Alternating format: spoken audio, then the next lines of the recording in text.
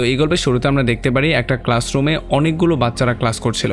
আসলে এখানে English class হচ্ছিল আর সমস্ত বাচ্চারা মন দিয়ে ক্লাস করার চেষ্টা করছিল। এখানে আমরা হিউন নামের একটা ছেলেকে দেখতে পারি যে ক্লাসের টপার ছিল। তবে যখন সে ক্লাস করছিল তখন হঠাৎ করেই তার নজর পড়ে তার একটা স্ট্রেঞ্জ ক্লাসমেটের উপরে। আসলে সে দেখতে পারে এই ক্লাসমেট ক্লাসের বই পড়ার জায়গায় বইয়ের ভেতরে লুকিয়ে বিভিন্ন মিস্টেরিয়াস নভেল পড়ছিল। আসলে এই মেয়েটার নাম ছিল হানাকো আর তার ডেস্কের ভেতরে এমন আরও অনেকগুলো নভেল হিউন দেখতে পারে। তবে যখন হানাকো এই নভেলটা ভালো করে পড়ছিল তখন সে তার মনের ভেতরে সমস্ত ঘটনাগুলো ডিটেলে ইমাজিন করছিল। কিন্তু তখন হঠাৎ করেই সে তার পেছন থেকে একটা চিৎকারের শব্দ শুনতে পারে। আর যখন সে পেছন থেকে ভয় পেয়ে তাকায় তখন সে দেখতে পারে তাদের একজন ক্লাসমেট যার নাম ছিল জিবং, তার মুখ দিয়ে লালা বেরোচ্ছিল আর সে পাগলের মতো দৌড়াদৌড়ি করছিল। এই ব্যাপারটা দেখার পরে এখানে সবাই অনেক বেশি ভয় পেয়ে যায়। আমরা দেখতে পারি এখানে ক্লাস টিচার অনেক বেশি ঘাবড়ে গিয়েছিল। তবে যখন তারা সবাই দৌড়ে জিবংকে সাহায্য করতে চলে আসে তখন তাদের চিৎকার চেঁচামেচি শোনার পরে স্কুলের দপ্তরে দৌড়ে ভেতরে চলে আসে। আর যখন সে তার এমন খারাপ অবস্থা দেখতে পারে তখন সে হিউনকে কল দিয়ে দ্রুত অ্যাম্বুলেন্স ডাকার জন্য বলে। তবে তখন হানাকো তার ব্যাগ থেকে ক্যামেরা বের করে জিপংয়ের একটা পিকচার ক্লিক করার চেষ্টা করে। আর এই ব্যাপারগুলো দেখার পরে হিউনের কাছে খুবই অদ্ভুত মনে হয়, কারণ এখানে সবাই অনেক বেশি টেনশনের মধ্যে ছিল আর তাকে সাহায্য করতে চাইছিল। কিন্তু এই সুযোগের সদ্ব্যবহার করে হানাকো ব্যাগ থেকে ক্যামেরা বের করে ছবি তোলার চেষ্টা করছিল। আর তখন আমরা দেখতে পারি আরও একজন টিচার দৌড়ে ক্লাসরুমের মধ্যে চলে আসে যার নাম ছিল শিন। আসলে শিন শিপংয়ের এই অবস্থা দেখার পরে অনেক বেশি ঘাবড়ে গিয়েছিল আর সেই ব্যাপারটা জানতে পারে শিপংয়ের সাথে এই ব্যাপারটা হয়েছে একটা বিষাক্ত ড্রিঙ্কস খাওয়ার জন্য। আর এখান থেকে গল্প 2 সপ্তাহ সামনে চলে আসে। এখানে আমরা দেখতে পারি কিছু বাচ্চা শিপংয়ের মৃত্যু নিয়ে কথাবার্তা বলছিল। মানে এই জিনিসটা আমরা ক্লিয়ারলি বুঝতে পারি শিপংয়ের মৃত্যু হয়ে গেছে। তবে তখন হানাকো নামের সেই মেয়েটাকে আমরা দেখতে পারি যে আজ পর্যন্ত শিপংয়ের সেই ছবিগুলো দেখে এই জিনিসটা খুঁজে বের করার চেষ্টা করছিল যে স্কুলের মধ্যে এই ঘটনাটা কে ঘটিয়েছে। এরপরে সিন স্কুলের প্লেগ্রাউন্ডে চলে আসে। আমরা দেখতে পারি হিউন এখানে তার বন্ধু কিমের সঙ্গে রানিং প্র্যাকটিস করার চেষ্টা করছিল, কিন্তু বরাবরের মতো আজকেও কিম পেছনে রয়ে যায়, সে সম্পূর্ণ রানিং শেষ করতে পারে না। তখনই হিউনের ক্লাসের 2টা মেয়ে এসে হিউনকে চিয়ার করা শুরু করে। আসলে আমরা জানতে পারি যেহেতু হিউন ক্লাসের টপার এই জন্য মেয়েরা তাকে অনেক বেশি পছন্দ করত, কিন্তু হিউন তাদের কাউকেই তেমন একটা পাত্তা দিত না। কিন্তু কিম সেই মেয়েদের উপরে অনেক বেশি ফ্লার্ট ছিল, এই জন্য সেই গিয়ে মেয়েদেরকে পটানোর চেষ্টা করত, এমনকি জোর করে তাদের মোবাইলে তার নিজের নাম্বার দিয়ে আসতো। কিন্তু তবুও কেউ তাকে পছন্দ করতো না। মানে এত কিছু করার পরেও সে কোনো মেয়েকে পটাতে পারতো না। এরপরে সিন স্কুলের লাইব্রেরিতে চলে আসে। এখানে আমরা স্কুলের লাইব্রেরিয়ান মিসাকে দেখতে পারি যে নিজেও খুবই অদ্ভুত রকমের ছিল। তবে তখনই হানাকো তার কাছে কিছু বই ইস্যু করার জন্য আসে। তবে মিসা দেখতে পারে আজকেও হানাকো এমন বইগুলো চুজ করেছে যেগুলো ডিটেকটিভ নভেল, এই জন্য সে তাকে বাধা দেওয়ার চেষ্টা করে। সে বলে যে এই বয়সে তোমার রোমান্টিক এবং প্রেমের গল্প পড়া উচিত, এমন ডিটেকটিভ নভেল পড়লে তোমার মাথার মধ্যে অনেক কিছু এলোমেলো হয়ে যাবে, এই জন্য এগুলো তোমার পড়া উচিত না। তবে তখনই হানাকোর পেছন থেকে জিপং এসে তাকে ভয় পাওয়ানোর চেষ্টা করে, কিন্তু হানাকো একটুও ভয় পায় না, সে চুপচাপ সেখানে দাঁড়িয়েছিল। এটা দেখার পরে জিপং তাকে বলে যে তুমি পুরো স্কুলের মধ্যে খুবই অদ্ভুত একটা মেয়ে, তুমি কখনোই কোনো ব্যাপারে সারপ্রাইজ হও না বা কোনো ব্যাপারে ঘাবড়েও যাও না। আর এই ব্যাপারগুলো শোনার পরে হানাকো দ্রুত এখান থেকে বেরিয়ে চলে যায়। আর তখন এই ব্যাপারটা আমরা জানতে পারি যে সেই দিন সঠিক সময়ে জিপংকে হসপিটালে নিয়ে যাওয়া হয়েছিল, যেই জন্য তার জীবনটা তখন কোনো রকমে সেভ হয়ে গিয়েছিল। আর আজকে 2 সপ্তাহ পরে সে স্কুলে এসে সবাইকে ভয় দেখানোর চেষ্টা করছে। এরপরে ক্লাসরুমে আমরা দেখতে পারি যখন সবাই ক্লাসের জন্য প্রিপারেশন নিচ্ছিল তখন ক্লাসের সবচেয়ে বজ্জাত ছেলে যার নাম ছিল হ্যারি, সে একটা মেয়ের প্রাইভেট পার্টের পিকচার গোপনে ক্লিক করে ফেলে। আর যখন এই মেয়েটা এই ব্যাপারে জানতে পারে তখন সে জোর করে তার থেকে মোবাইল নিয়ে পিকচার ডিলিট করার চেষ্টা করে, কিন্তু হ্যারি কোনোভাবেই মোবাইল দিচ্ছিল না। আর যখন দূর থেকে হিউন এই সমস্ত ব্যাপারগুলো দেখতে পারে তখন সে গিয়ে মোবাইল তার কাছে চাওয়া শুরু করে যাতে প্রাইভেট পার্টের ফটোটা সে ডিলিট করতে পারে। কিন্তু যেহেতু হ্যারি কোনোভাবেই তার কথা শুনছিল না, মানে তারা সবাই মিলে হিউনকে অপমান করার চেষ্টা করছিল আর তার কোনো মূল্যই দিচ্ছিল না, তখন হিউন প্রচণ্ড রাগ হয়ে হ্যারির বুকে জোরে একটা লাথি মেরে তাকে নিচে ফেলে দেয়। এই জন্য হ্যারিও অনেক বেশি রাগ হয়ে যায় আর উপরে উঠে সে চেয়ার দিয়ে হিউনের উপরে আক্রমণ করার চেষ্টা করে। এই জন্য এখানে একটা হট্টগোল শুরু হয়ে যায়। তবে তখন আমরা দেখতে পারি ক্লাসের মধ্যে স্কুলের সবচেয়ে স্ট্রিক্ট টিচার, মানে সবচেয়ে রাগী টিচার জোশি হিউন চলে আসে। জোশি হিউন এসে যখন এই ঘটনা দেখতে পারে তখন সে হিউন আর হ্যারি দুজনের উপরেই অনেক বেশি রাগ হয়ে যায়। এই জন্য সে তাদের দুজনকে পুরো পিরিয়ডে কান ধরে বসে থাকার শাস্তি দেয়। আর যাওয়ার আগে সে তাদের দুজনকে ওয়ার্নিং দিয়ে বলেও যায় যে পরবর্তীতে তার ক্লাসে যেন কখনোই এমনটা না হয়। যদি এমনটা কেউ করার চেষ্টা করে তাহলে তাকে আরও ভয়ঙ্কর শাস্তি দেয়া হবে। এরপরে যখন স্কুল শেষ করার পরে হিউন তার বাসার দিকে যাওয়ার চেষ্টা করছিল, তখন সে আজকেও তার বন্ধু কিমকে দেখতে পারে যে সুইমিং পুলের বাইরে দাঁড়িয়ে ভেতরে উকি দিচ্ছিল। আর যখন সে তাকে ডাক দেয় তখন কিম তাকে ডেকে কাছে নিয়ে যায়। আসলে কিম দূর থেকে দাঁড়িয়ে সুইমিং পুলের মেয়েদেরকে দেখছিল, এই জন্য সে হিউনকেও সুইমিং পুলের ভেতরে দেখার জন্য বলে। আর সে তাকে বলে যে আজকে যে সুইমিং করছে সে হচ্ছে আমাদেরই ক্লাসমেট হানাকো। আসলে ইনফর্মাল ড্রেসে হানাকোকে দেখতে অনেক বেশি সুন্দর লাগে। আর এই কথাগুলো শোনার পরে হিউনও হানাকোকে দেখা শুরু করে। আর তাকে দেখতে দেখতে সে এতটাই ঘোরের মধ্যে হারিয়ে যায় যে যখন হানাকো তাদেরকে দেখে ফেলে তখন সে লুকানোর জায়গায় তাকে দাঁড়িয়ে দেখাই শুরু করে। আর এই ব্যাপারগুলো দেখার পরে হানাকো দ্রুত সেখান থেকে চলে যায়। এতে আমরা এই জিনিসটা ক্লিয়ারলি বুঝতে পারি যে হয়তোবা হিউন হানাকোকে মনে মনে পছন্দ করে। আর এখান থেকে সিন চলে আসে স্কুলের প্রিন্সিপালের উপরে। এখানে প্রিন্সিপাল সমস্ত টিচারকে ডেকে তাদেরকে বকাবকি করে বলে যে আমরা কোনো রকমে জিপংকে শেষ মুহূর্তে হসপিটালে নিয়ে সেভ করতে পেরেছি। যদি জিপংয়ের মৃত্যু হয়ে যেত তাহলে আমাদের স্কুলের রেপুটেশন এবং আমাদের সবার চাকরি সব কিছু একসাথে ধুলোয় মিশে যেত।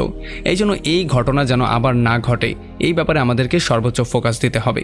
তবে তখন আমরা দেখতে পারি জোসিওর নামে সেই স্যার প্রিন্সিপালকে বলে যে স্যার এই ব্যাপারটা আমি খুঁজে বের করার চেষ্টা করব যে তার ড্রিঙ্কসের মধ্যে বিষ কে মিশিয়েছিল অথবা তাকে এই ড্রিঙ্কসটা কে এনে দিয়েছিল, কারণ এই ঘটনা হয়তোবা সেই পুনরাবৃত্তি করতে পারে। এই জন্য প্রিন্সিপাল তাকে ওয়ার্নিং দিয়ে বলে দেয় যে কিছুদিন পরে স্কুলের কমিশনার স্কুলে ভিজিট করতে আসবে, এই জন্য এই সমস্ত ঘটনাগুলো যেন সে জানতে না পারে। তুমি সাইলেন্টলি এটার ইনভেস্টিগেশন করার চেষ্টা করো। এরপরে যখন জেসিওন ক্লাস নিচ্ছিল তখন হঠাৎই হিউনের কাছে একটা মেসেজ চলে আসে। আর যখন হিউন মেসেজ পড়ার চেষ্টা করে তখন সে দেখতে পারে এটা হানাকো তাকে পাঠিয়েছে। আসলে এই মেসেজের মধ্যে হানাকো তাকে কালকের সম্পর্কে জিজ্ঞেস করছিল, এই জন্য তারা একে অন্যকে মেসেজ আদান প্রদান করে কথাবার্তা বলা শুরু করে দিয়েছিল। তবে হঠাৎ করেই তখনই জেসিওন এই অবস্থায় হিউনকে ধরে ফেলে, মানে মেসেজ করা অবস্থায় সে তাকে ধরে ফেলে। এই জন্য সে তার স্মার্টফোন নিয়ে তারও হানাকোর মেসেজগুলো সমস্ত ক্লাসের সামনে জোরে জোরে পড়ে ফেলে। এই ব্যাপারগুলোর জন্য হিউন একটু বেশি ইনসাল্ট ফিল করছিল। তবে দূরে বসে থাকা হ্যারি এই জিনিসটা ক্লিয়ারলি বুঝতে পারে যে হয়তোবা হিউন আর হানাকোর মধ্যে কিছু একটা চলছে, এই জন্য তার মাথায় একটা কুবুদ্ধি চলে আসে। অন্যদিকে টিচার রুমের মধ্যে যখন চই নামের একজন টিচার চলে আসে তখন শিন দেখতে পারে তার কোটের একটা বাটন ছেঁড়া ছিল। এটা দেখার পরে সে এই অনুমান করে যে হয়তোবা চইয়ের স্কুলের কারোর সাথে এফআইআর চলছে। আর যখন চইকে এটা বলা হয় তখন চইও এটা অস্বীকার করে না। এদিকে ক্লাসের ব্রেকের মাঝখানে যখন সমস্ত বাচ্চারা বাইরে চলে গিয়েছিল তখন ক্লাসে হিউন আর হ্যারি একা বসেছিল। আর যখন হ্যারি হিউনকে একা পেয়ে যায় তখন সে তাকে উল্টাপাল্টা অনেক কিছু বলার চেষ্টা করে। সে তাকে বলে যে আমার মোবাইলের মধ্যে সেই মেয়েটারও একটা পিকচার আছে, যেই মেয়েটাকে তুমি পছন্দ করো, সেই মেয়েটার নাম হানাকো, তাই না? কিন্তু আমরা দেখতে পারি হিউন একেবারেই তার কথা পাত্তা দেয় না, সে নিজের মতো করে কাজ করা শুরু করে। কিন্তু তখন হ্যারি তাকে বলে যে হয়তোবা এখন তোমার আমাকে মেরে ফেলার ইচ্ছা হচ্ছে। এই জন্য সে তার পকেট থেকে একটা চাকু বের করে সেটা টেবিলের উপরে রেখে তাকে বলে যে ঠিক আছে, তুমি এখন এই চাকুটা দিয়ে আমাকে মেরে ফেলো, নয়তোবা আমার কাছে যেই ছবিগুলো আছে সেগুলো আমি ইন্টারনেটে ছড়িয়ে দেবো। এতে করে তোমার গার্লফ্রেন্ডের বদনাম ছড়িয়ে পড়বে, হয়তোবা সে পরবর্তীতে আত্মহত্যা করতে পারে। এই জন্য এখনই তোমার কাছে সুযোগ, তুমি চাকুটা নিয়ে আমার উপরে আক্রমণ করে এখনই আমাকে মেরে ফেলো। এগুলো শোনার পরে হিউন চাকুটা নিয়ে হ্যারিকে ভয় দেখানোর চেষ্টা করে। কিন্তু তখন বাইরে থেকে তাদের অন্য একটা ক্লাসমেট যার নাম হচ্ছে রিন, সে এইটার একটা ছবি ক্লিক করে দৌড়ে এখান থেকে পালিয়ে যায়। আর তখন হ্যারি হিউনকে জিজ্ঞেস করে যে তুমি হঠাৎ করে থেমে কেন গেলে, তুমি এখনও চাকু কেন ঢুকাচ্ছ না আমার বুকের ভেতরেই? তবে আমরা দেখতে পারি হিউন কোনো কথা না বলে সেখান থেকে দ্রুত বেরিয়ে চলে যায়। আর তখন এই ব্যাপারটা আমরা জানতে পারি যে আসলে হ্যারি তার জীবন নিয়ে প্রচণ্ড ডিপ্রেশনে ছিল, সে এখন শুধুমাত্র মরতে চাইছিল। তবে একটু পরে হ্যারির মাথায় একটা বুদ্ধি চলে আসে, এই জন্য সে একটা অপরিচিত মানুষকে ব্ল্যাকমেইলের মেসেজ করে দেয়। তবে একটু পরে সেই অপরিচিত লোকটা এই ক্লাসরুমের মধ্যে চলে আসে। আর যখন সে হ্যারিকে ক্লাসরুমের মধ্যে একা পেয়ে যায় তখন সে এখানে তাকে মেরেই ফেলে। আর এই পুরো ঘটনার সময় আমরা দেখতে পারি হিউন ওয়াশরুমে ফ্রেশ হওয়ার চেষ্টা করছিল। তবে একটু পরেই ওয়াশরুমের মধ্যে জোসিউন চলে আসে আর সে নিজেও ফ্রেশ হওয়া শুরু করে। তবে তখন হিউন দেখতে পারে জোসিউনের ব্যাচের মধ্যে একটা নাম্বার লাগানো ছিল। আর তখন জোসিউন তাকে জিজ্ঞেস করে যে তুমি এখানে কি করছো? তখন হিউন বলে এখন স্পোর্টস পিরিয়ড চলছে, এই জন্য আমাকে ব্যালকনিতে দেখাশোনা করার দায়িত্ব দেওয়া হয়েছে। তবে জোসিউন তাকে বলে যে তুমি কি জানো না আজকে কমিশনার ইন্সপেকশন করার জন্য স্কুলে আসবে, এই জন্য বাইরে কোনো বাচ্চাকে আমি দেখতে চাই না, দ্রুত তোমার ক্লাসে ব্যাক করো। এইটা শোনার পরে হিউন দ্রুত তার ক্লাসের দিকে চলে যায়। তখন অন্যদিকে হানাকোর গ্রুপের বাচ্চারা হানাকোকে তার গ্রুপ থেকে বের করে দেয় এই জন্য হানাকো কিছু না বলে চুপচাপ সেখান থেকে ক্লাসরুমের দিকে আসা শুরু করে। আর যখন হিউন ক্লাসরুমের ভেতরে চলে আসে তখন সে দেখতে পারে হ্যারির শার্ট রক্তে লাল হয়েছিল। তাকে দেখার পরে তার মনে হচ্ছিল হয়তোবা সে তার সঙ্গে প্র্যাঙ্ক করার চেষ্টা করছে, কিন্তু যখন সে তাকে গিয়ে টাচ করে তখন সে দেখতে পারে সে আসলেই মারা গিয়েছে। তাছাড়া টেবিলে রাখা চাকুটা যেহেতু রক্তাক্ত ছিল, আর এখানের পরিবেশ দেখার পরে সেই জিনিসটা ক্লিয়ারলি বুঝতে পারে যে হয়তোবা হ্যারিকে কেউ খুন করেছে। তবে তখনই এখানে হানাকো চলে আসে। এই জন্য হিউন তাকে বুঝিয়ে বলার চেষ্টা করে যে এই কাজগুলো সে করেনি, আসলে তাকে অন্য কেউ মেরে চাকুটা এখানে ফেলে রেখে চলে গিয়েছে। আর আমরা দেখতে পারি হানাকোও তেমন কোনো কথাবার্তা না বলে হিউনের কথায় বিশ্বাস করে ফেলে। এই জন্য সে প্রথমে ক্লাসরুমের দরজাটা বন্ধ করে দেয়। এই জন্য জানালার পর্দাগুলো ভালো করে লাগিয়ে দিয়ে সে আবারও দ্রুত হিউনের কাছে চলে আসে। এখানে হিউন তাকে বলে যে আমি এই খুনটা করিনি, এই খুনের সঙ্গে আমার কোনো সম্পর্ক নেই, এই জন্য আমার হয়তোবা দ্রুত পুলিশে কল দেওয়া উচিত। কিন্তু আমরা দেখতে পারি হানাকো তার থেকে তার মোবাইলটা ছিনিয়ে নিয়ে তাকে বলে যে গাধার মতো কথা বলার চেষ্টা করো না, তুমি একটু ব্রেইন দিয়ে চিন্তা করার চেষ্টা করো। পুলিশ এখানে আসার পরে প্রথমে তোমাকেই অ্যারেস্ট করবে, কারণ তুমিই হচ্ছ প্রথম সন্দেহভাজন সাসপেক্ট। এতটুকু বলেই হানাকো একটা কিট ব্যাগ বের করে এবং সেই ব্যাগের ভেতর থেকে একটা যন্ত্র বের করে সেটার মাধ্যমে চাকু থেকে ফিঙ্গারপ্রিন্ট আলাদা করে। আর এই ফিঙ্গারপ্রিন্ট যখন সে ভালো করে টেস্ট করে তখন সে দেখতে পারে এইটা হিউনের ফিঙ্গারপ্রিন্ট ছিল। তবে হিউন তাকে বলে যে আমি চাকুটা স্পর্শ তো অবশ্যই করেছিলাম, তবে আমি তাকে খুন করিনি। কিন্তু হানাকো তাকে আবারও একটা ধমক দিয়ে বলে যে তোমার কি মনে হয় তুমি এই কথাগুলো বলবে আর সবাই বিশ্বাস করে নেবে? তুমি চাকু ধরেছো কিন্তু খুন করনি, এমন কথাবার্তা বললে প্রথমে তোমাকেই ধরে জেলে নেওয়া হবে। এরপরে হানাকো তাকে বলে যে এখন তোমার কাছে দুইটা অপশন আছে, হয়তোবা তুমি পুলিশে ফোন দিয়ে নিজেকে স্যারেন্ডার করে দাও আর জেল খাটা শুরু করো, আর নয়তোবা আমার সাথে মিলে আসল খুনিকে বের করার চেষ্টা করো। কিন্তু হিউন তাকে জিজ্ঞেস করে যে তোমার কি মনে হয় আমরা আসল খুনিকে বের করতে পারবো? তখন হানাকো তাকে বলে যে আসলে কিলার এই ব্যাপারটা খুব ভালো করেই জানতো যে যখন সে হ্যারিকে মারবে তখন তার অনেক বেশি রক্ত বের হবে, এই জন্য হয়তোবা সে রেইনকোট পরে ক্লাসের মধ্যে এসেছিল এবং তাকে পেছন থেকে ধরে তার গলা কেটে দিয়েছিল। তবে আসলে কিলারের মূল উদ্দেশ্য তাকে মারা না, বরং হিউনকে ফাঁসানোও ছিল। এই জন্য সে সামনে দিয়েও তার বুকের মধ্যে স্টেপ করেছিল, যেই জন্য কিছু রক্ত বেরিয়ে হ্যারির ল্যাপটপের উপরে গিয়ে পড়েছিল। এই জন্যই আমি এই ব্যাপারটা শিওর হয়ে বলতে পেরেছিলাম তুমি কিলার না। তবে তখন হিউন তাকে জিজ্ঞেস করে যে সেটা কিভাবে? তখন হানাকো তাকে বলে যে আসলে তোমার শার্টের ভেতরে রক্ত তো লাগানো আছে, কিন্তু রক্তের একটা ছেটাও নেই, যার মানে এটা আমি ক্লিয়ারলি বলতে পারি যে তুমি তাকে চাকু দিয়ে খুন করনি। এটা শোনার পরে হিউন একটু বেশি হ্যাপি হয়ে যায়। আর হানাকো তাকে বলে যে আমার মনে হয় কিলার এখন পর্যন্ত এই স্কুলের ভেতরেই আছে, এই জন্য যেই কোনো উপায়ে তাকে আমাদেরকে খুঁজে বের করতে হবে। কিন্তু হিউন তাকে জিজ্ঞেস করে তুমি এতটা শিওর হয়ে কি করে বলতে পারো? তখন হানাকো তাকে বলে যে যদি কিলার খুন করার পরে স্কুল থেকে বেরিয়ে চলে যেত তাহলে সে স্কুলের সিসিটিভি ক্যামেরাতে ক্যাচ হয়ে যেত, কিন্তু যেহেতু সে ক্যাচ হয়নি এই জন্য সে হয়তোবা এখনও স্কুলের ভেতরেই আছে। হয়তোবা কিলার এমন কেউ হতে পারে যে তোমার আর হ্যারির ভেতরের ঝগড়া সম্পর্কে ভালো করে জানতো। এখন হানাকোর এমন শার্প ব্রেইন এবং ডিটেকটিভের মতো সমস্ত ব্যাপারগুলো এত সূক্ষ্মভাবে পর্যবেক্ষণ করার দক্ষতা দেখার পরে হিউন তার সঙ্গে মিলে আসল কিলারকে খুঁজে বের করতে রাজি হয়ে যায়। এই জন্য সে হানাকোর সঙ্গে হাত মেলানোর জন্য তার হাত বাড়িয়ে দেয়। কিন্তু হানাকো তার সঙ্গে হাত না মিলিয়ে তাকে বলে যে প্রথমে তোমার এই রক্তমাখা শার্ট এবং তোমার হাত গিয়ে ধুয়ে আসো। এরপরে যখন হিউন ক্লাসের ভেতরেই তার ড্রেস চেঞ্জ করা শুরু করে তখন হানাকো তার দিকে এমন করে তাকিয়েছিল যেন ওই দিন সুইমিং পুলে তার দিকে তাকিয়ে থাকার প্রতিশোধ নিচ্ছিল। তবে ড্রেস চেঞ্জ করার পরে হিউন দ্রুত তার হ্যান্ড ওয়াশ করার জন্য ওয়াশরুমের দিকে চলে যায়। আর এই সময়ের মধ্যে হানাকো টেবিলের উপরের ফাঁকা কিছু জায়গা দেখে ক্লিয়ারলি বুঝতে পারে যে এখানে পূর্বে একটা কম্পিউটার এবং একটা মোবাইল ছিল, যেগুলো কিলার উঠিয়ে নিয়ে গিয়েছে। আর যখন হিউন আবারও এখানে ব্যাক করে তখন সে দেখতে পারে হানাকো তার চুল বেঁধে ফেলেছে। আর তাকে দেখার পরে হিউন পুরোপুরি ফ্ল্যাট হয়ে যায়, কারণ সে আগে বুঝতেই পারেনি হানাকো এতটা সুন্দর। এখন হানাকো তাকে বলে যে আমাদের কাছে মাত্র 40 মিনিট সময় আছে, এর মধ্যেই আমাদেরকে আসল কিলারকে খুঁজে বের করতে হবে, কারণ 40 মিনিট পরে ব্রেকের সময় শেষ হয়ে যাবে আর সমস্ত বাচ্চারা আবারও ক্লাসে ব্যাক করবে। এই জন্য প্রথমে তারা কম্পিউটার ল্যাবকে ইন্সপেক্ট করার সিদ্ধান্ত নেয়। এই জন্য তারা দুজনেই দৌড়ে কম্পিউটার ল্যাবের দিকে চলে আসে। তবে তারা ল্যাবে গিয়ে দেখতে পারে ল্যাবের দরজাটা ভেতর থেকে বন্ধ করা ছিল। এইটা দেখার পরে হানাকোর মাথায় একটা বুদ্ধি চলে আসে।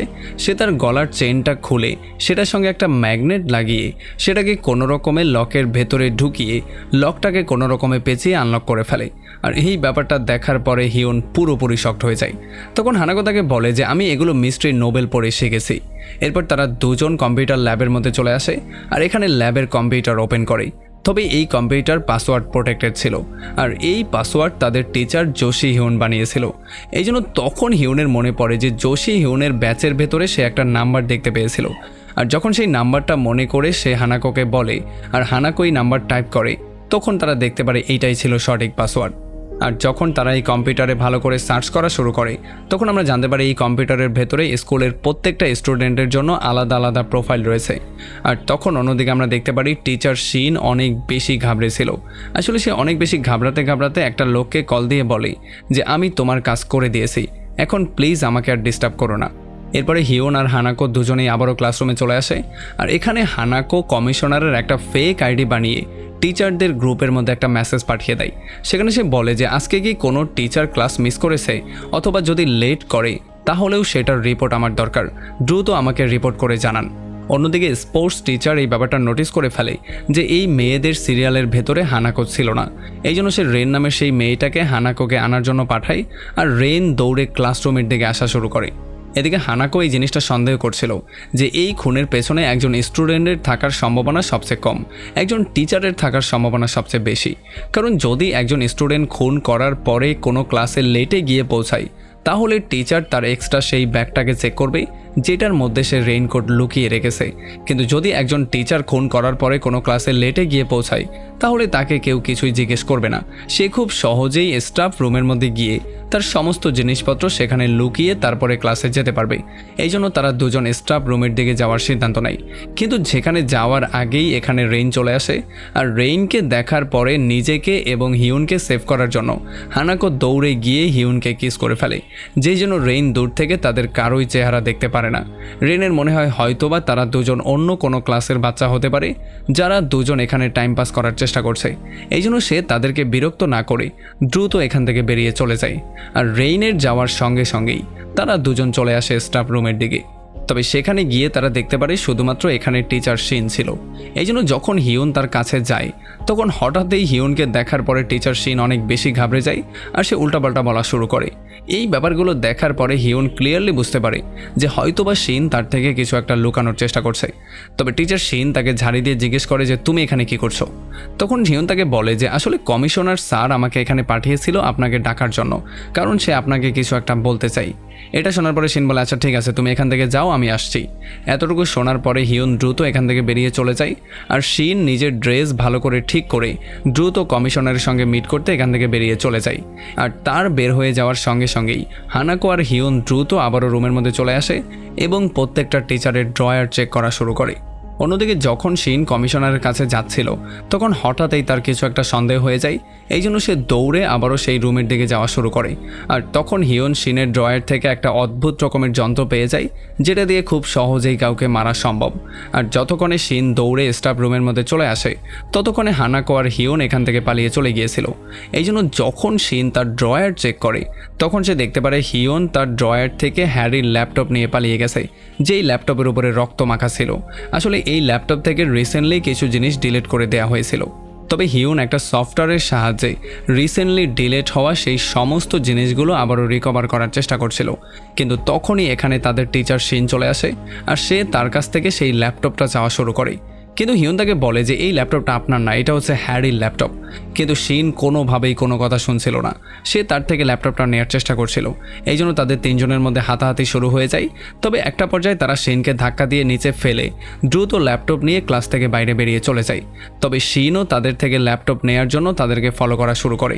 আর একটা পর্যায়ে তারা দৌড়াতে দৌড়াতে কমিশনার এবং টিচারদের মাঝখান দিয়ে দৌড়ে চলে যায়। এই ব্যাপারগুলো দেখার পরে কমিশনার একটু বেশি রাগ হয়ে যায়, তবে প্রিন্সিপাল কোনো রকমে তাকে ম্যানেজ করে ফেলে। কিন্তু তখন আমরা দেখতে পারি অন্য একটা টিচারের তাদের উপর একটু সন্দেহ হয়ে যায়।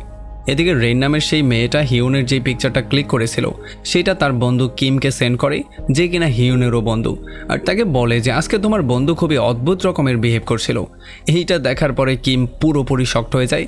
এই জন্য সে ওয়াশরুমে যাওয়ার বাহানা করে এখান থেকে বের হয়ে যখন দৌড়ে তার নিজের ক্লাসরুমে চলে আসে, তখন এখানে সে হ্যারির লাশ পেয়ে যায়। সে দেখতে পারে হ্যারি মরে পড়ে আছে। এইটা দেখার পরে সে এই জিনিসটা ক্লিয়ারলি বুঝতে পারে যে হয়তোবা হিউন সেই চাকু দিয়ে হ্যারিকে খুন করে ফেলেছে। এই জন্য সে হিউনকে খুঁজে বের করার চেষ্টা করে। অন্যদিকে হিউন আর হানাকো টিচার শিন থেকে বাঁচার জন্য দৌড়াতে দৌড়াতে ফাইনালি ছাদে চলে আসে, কিন্তু শিনও তাদেরকে ফলো করে ছাদে এসে তাদেরকে শান্ত হয়ে ল্যাপটপটা দিয়ে দেওয়ার জন্য বলে। কিন্তু যখন তারা এই ব্যাপারগুলো নিয়ে আর্গু করছিল তখন হঠাৎ করেই পেছন থেকে কিম এসে জোরে শিনের মাথায় একটা বাড়ি মেরে তাকে সেখানেই বেহুশ করে ফেলে। আর এরপর সে হিউনকে বলে যে দ্রুত তোমরা এখান থেকে পালিয়ে যাও, আমি সমস্ত ব্যাপারগুলো দেখে নিচ্ছি। কিন্তু হিউন তাকে বলে যে হ্যারির আসল মার্ডারার আমি না, আসল মার্ডারার হচ্ছে এই লোকটা যাকে তুমি মাত্র বাড়ি দিয়ে বেহুশ করে ফেলেছো। আর এইটা শোনার পরে কিম একটু দীর্ঘশ্বাস নেয়, কারণ সে মনে করেছিল হয়তোবা তার বন্ধু কিলার। এরপরে যখন হিউন সেই ল্যাপটপ থেকে রিকভারি হওয়া ফাইলগুলো দেখা শুরু করে তখন এগুলো দেখে তারা ক্লিয়ারলি বুঝতে পারে যে শিন এবং তাদের মিস ইতাওয়ার মধ্যে একটা রিলেশনশিপ ছিল। আর এই রিলেশনশিপ সম্পর্কে হ্যারি জেনে গিয়েছিল, যে জন্যই হয়তোবা তাকে মরতে হয়েছে। আর তখনই শিনের মোবাইলে একটা মেসেজ চলে আসে, আর যখন হিউন তার পকেট থেকে মোবাইল বের করে মেসেজটা চেক করে তখন তারা দেখতে পারে সেটা মিস ইতাওয়ার ছিল, যে এখানে বলছিল যে আপনি যদিও আমাকে বলে দিয়েছেন কাজ হয়ে গেছে, তবুও কেন জানি আমার মন শান্ত হচ্ছে না। আর এই ব্যাপারগুলো শোনার পরে তারা এই জিনিসগুলো ক্লিয়ারলি বুঝতে পারে। হিউন তাদের সবাইকে বলে যে আসলে মিস ইতাওয়া এবং শিন তারা দুজন বিবাহিত হওয়া সত্ত্বেও একটা ইললিগাল রিলেশনশিপের মধ্যে চলে গিয়েছিল, যেই ব্যাপারগুলো দূর থেকে একদিন হ্যারি দেখে ফেলেছিল এবং তাদের একটা ভিডিও করে নিয়েছিল। আর পরবর্তীতে তাদেরকে বারবার করে ব্ল্যাকমেইল করার জন্য মেইল পাঠানো হচ্ছিল। আর এই ব্যাপারগুলো সহ্য করতে না পেরে একটা সময় শিন যখন হ্যারিকে একা ক্লাসরুমের মধ্যে পেয়ে গিয়েছিল তখন সে তাকে সেখানেই মেরে ফেলেছিল। আসলে এই রিলেশনশিপের সমস্ত ব্যাপারগুলোকে ঢাকার জন্যই হ্যারিকে বলি দেয়া হয়েছে। এখন হিউন এই মিস্ট্রি সমাধান করার পরে তার দুই বন্ধুকেই কংগ্রাচুলেট করে, কারণ এত বড় একটা কেসের সমাধান তারা করে ফেলেছে। কিন্তু হানাকোর মনে হচ্ছিল কেসটা এখনও সমাধান হয়নি, এখানে হয়তোবা কিছু একটা মিসিং আছে, কিন্তু হিউনের এমন কিছুই মনে হচ্ছিল না। তবে তখনই হিউন দেখতে পারে ক্লাস শুরু হওয়ার জন্য আর মাত্র কয়েক মিনিট বাকি আছে, এই জন্য সে ক্লাসের পর্দা সরানোর জন্য দৌড়ে নিচে যাওয়া শুরু করে। তবে যখন সে ক্লাসের মধ্যে চলে আসে তখন সে দেখতে পারে এখানে তাদের টিচার জোসিউন অলরেডি ওয়েপেন হাতে নিয়ে বসেছিল। আর তাকে দেখার পরে হিউন পুরোপুরি শক্ত হয়ে গিয়েছিল, কারণ সে বুঝতে পেরে গিয়েছিল তাদের টিচার জোসিউনও মার্ডার সম্পর্কে সমস্ত ব্যাপারগুলো জেনে গিয়েছে।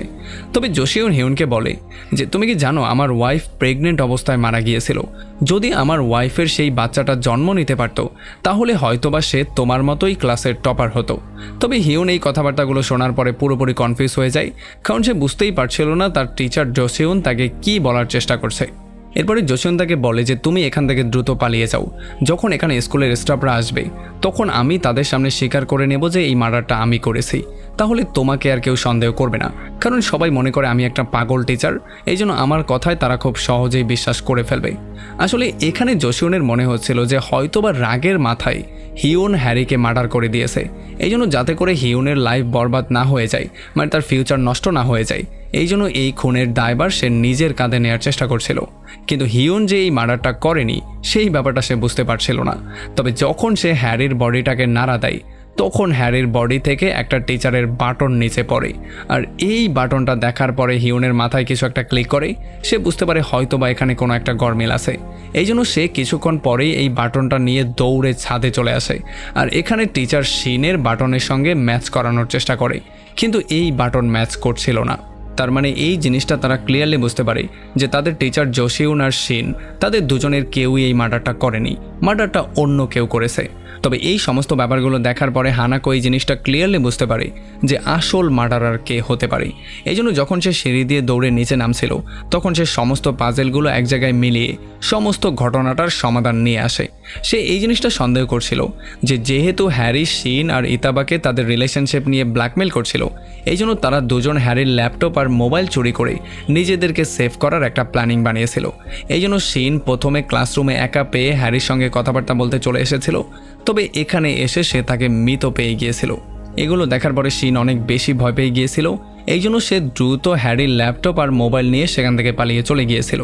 আর তখন হানাকো এই জিনিসটাও গেস করে ফেলে যে গল্পের শুরুতে তাদের ক্লাসমেট জিপং যেই ড্রিঙ্কসটা খেয়ে মৃত্যুর মুখে চলে গিয়েছিল সেই ড্রিঙ্কসটা প্রথমে কিলার হ্যারিকে অফার করেছিল, কিন্তু হ্যারি সেই ড্রিঙ্কসটা জিপংকে দিয়ে দিয়েছিল। 3 নম্বর ও সর্বশেষ যেই গেসটা হানাকো করে সেটা হচ্ছে এই খুনটা কোনো একজন ব্যক্তি মিলে করেনি, বরং 2 জন মানে একটা কাপল মিলে এই খুনটা করেছে। এতটুকু বলেই হানাকো দৌড়াতে দৌড়াতে প্লেগ্রাউন্ডে জিপংয়ের সামনে চলে আসে আর তাকে জিজ্ঞেস করে সেই ব্যক্তির নাম যে সেদিন হ্যারিকে সেই ড্রিঙ্কসটা অফার করেছিল। আর এতটুকু শোনার পরেই সে প্লেগ্রাউন্ড থেকে দৌড়ে স্কুলের লাইব্রেরিয়ানের সামনে চলে আসে। এখন লাইব্রেরিয়ান মিসা যখন দেখতে পারে হানাকো হাঁফাচ্ছিল তখন সে তাকে জিজ্ঞেস করে যে দৌড়ে এখানে কেন এসেছো, সব কিছু ঠিকঠাক আছে? তখন সে তাকে বলে যে আমি কিলারকে খুঁজে পেয়েছি। এতটুকু শোনার সঙ্গে সঙ্গেই লাইব্রেরিয়ান মিসা পুরোপুরি চুপ হয়ে যায়। আর তখনই হানাকোর মোবাইলে একটা মেসেজ চলে আসে। আসলে একজন স্টুডেন্ট তাকে মেসেজ করে জানিয়েছিল যে আজকে টিচার চোই একবার ক্লাসে লেট করে এসেছিল। তবে যখন সেই মেসেজটা পৌঁছছিল তখনই তার পেছন থেকে টিচার চোই চলে আসে আর সে তাকে ঝাড়ি দিয়ে জিজ্ঞেস করে যে তুমি এখন এখানে কি করছো, তুমি ক্লাসে কেন যাওনি? আর এতটুকু বলেই সে লাইব্রেরিয়ান মিসার দিকে তাকিয়ে তার সঙ্গে কথাবার্তা বলা শুরু করে। আর এই ব্যাপারগুলো দেখার পরে হানাকোর সন্দেহ তাদের দুজনের উপরে চলে আসে। আর তখন সে এই জিনিসটাও নোটিস করে যে টিচার চোয়ের জ্যাকেট থেকে একটা বাটন গায়েব হয়েছিল। আর এই ব্যাপারগুলো দেখার পরে সে সেই মিসিং বাটনটা তাদের দুজনকে দেখিয়ে বলে যে আপনারা দুজন মিলে হ্যারিকে খুন করেছেন, তাই না? এইটা শোনার পরে টিচার চোই একটু বেশি ঘাবড়ে যায় আর লাইব্রেরিয়ান মিসা দ্রুত এখান থেকে বাইরে বেরিয়ে চলে আসে। বাইরে এসে সে কিছু একটা চিন্তা করা শুরু করে। আমরা ফ্ল্যাশব্যাকে হ্যারিকে দেখতে পারি। হ্যারি মিসাকে ব্ল্যাকমেল করছিল। আসলে মিসা অনেক বছর আগে টাকার প্রয়োজনে হ্যারির বাবার সঙ্গে একটা নিউড ভিডিও শ্যুট করেছিল। যদিও ভিডিওটা অনেক পুরনো ছিল, কিন্তু এখন এইটা দিয়ে হ্যারি তাকে বারবার করে ব্ল্যাকমেল করছিল আর এইটার মাধ্যমে সে তার ক্যারিয়ার পুরোপুরি ডিস্ট্রয়ও করে ফেলতে পারত। অন্যদিকে চোই হানাকোকে চাকু দেখিয়ে বলে যে আমার লাইফটা খুবই বোরিং ছিল, সারাদিন বাচ্চাদেরকে পড়াও, রাতে বাসায় গিয়ে শুয়ে পড়ো। এই লাইফের ভেতরে যখন আমার মিসার সঙ্গে পরিচয় হয়েছিল তখন আমি আস্তে আস্তে করে লাইফটাকে উপভোগ করা শুরু করে দিয়েছিলাম। কিন্তু একদিন মিসা আমাকে কান্না করতে করতে সেই বজ্জাত বাচ্চা হিউন সম্পর্কে বলেছিল যে তাকে ব্ল্যাকমেল করছিল আর এই ব্ল্যাকমেলের জন্য সে আত্মহত্যা করারও চেষ্টা করেছিল। কিন্তু আমি মিসাকে কোনোভাবেই হারাতে চাইছিলাম না। আমি চাইছিলাম না আমার ভালোবাসার মানুষকে কেউ কষ্ট দিক। এই জন্য আমি ফাইনালি সেই বজ্জাতকে মেরে ফেলার সিদ্ধান্ত নিয়েছিলাম। এতটুকু বলার পরেই সেই চাকু দিয়ে যখনই হানাকোকে মারার জন্য তার উপরে আক্রমণ করতে যাচ্ছিল তখনই এখানে পেছন থেকে হিউন এসে কোনো রকমে হানাকোকে সেভ করে ফেলে। এখন যখন হিউন আর চোয়ের মধ্যে মারামারি শুরু হয়ে যায় তখন হানাকো দূর থেকে দাঁড়িয়েই সমস্ত ব্যাপারগুলো দেখছিল। সে বড় কিছু একটা খুঁজছিল যেটার মাধ্যমে চোয়ের মাথায় বাড়ি দিয়ে তাকে বেউস করতে পারবে। তবে তখনই 4 নম্বর পিরিয়ডের সময় হয়ে যায়, যেই জন্য সবাই যার যার মতো ক্লাসে ব্যাক করা শুরু করে আর সমস্ত টিচাররাও স্টাফ রুমের দিকে আসা শুরু করে। এই জন্য যখন কমিশনার আর প্রিন্সিপাল এই রুমের মধ্যে চলে আসে তখন চোই তাদের হাতে নাতে ধরা পড়ে যায়।